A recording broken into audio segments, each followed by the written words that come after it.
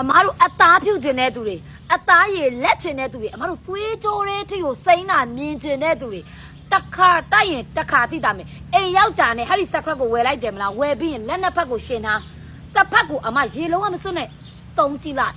ကြီးတွေအဖက်လိုက်ကွာမကြဘူးအမားတို့အပေါ်ရံမှာမဲနေတဲ့အသားတွေကွာမကြိုင်ကြိုက်တယ်လို့ပြော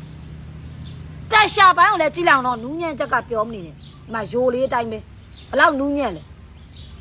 အနက်ကလည်းအမားတို့ရဲ့အရမ်းမိုက်တဲ့အနက်အမရဲ့ဖြော်လောင်တောက်ချင်သွားတယ်ဒီလို quality ကြီးကိုအမရောင်းပေးထားတဲ့ဈေးက8500တဲ့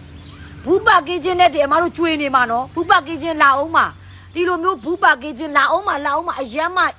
အထဲမှာအပြည့်ပဲအမတဘူးကိုမြန်မာကျပ်ငွေ8500အမသုံးတော့အကြိုက်သုံးလိုက်တော့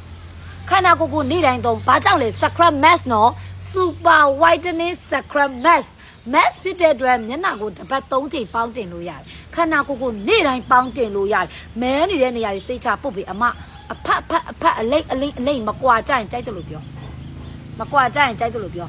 နောက်တစ်ခု10ဘူးဝယ်2ဘူးလက်ဆောင်ပေးမဲ့အပြင်လက်ကားစင်းနဲ့ရမယ်10ဘူးဝယ်2ဘူးလက်ဆောင်ပေးမဲ့အပြင်လက်ကားစင်းနဲ့ရမယ်တဘူးလေးဝယ်ခြင်းမြန်မာကျပ်ငွေ8000နဲ့မှ900အမဒီခေတ်ဒီကာလမှာ8500နဲ့ Scrub တဘူးကိုလေပတ်စံ8500ကိုင်ပြီး Scrub တဘူးလိုက်ကြည့်လိုက်အမအကျန်းနေပဲရမယ်ဟာဒီလို quality ကိုအမလိုချင်အိတ်စီမှာပဲရမယ်နော်မယောင်းရမှာလဲမပူနဲ့ပြန်ရောင်းတဲ့သူတွေအမပလဲသီးဘလောက်ပေါက်သွားလဲသိတယ်မလားအဲ့ဒီထက်ကိုမှမိုက်နေစေရမယ်အရင်မိုက် Scrub ဆိုတာအခုမကြီးတို့နွေရာသီရောက်ပြီအရင်ကမှ Scrub ကတိုက်ကိုတိုက်တဲ့ item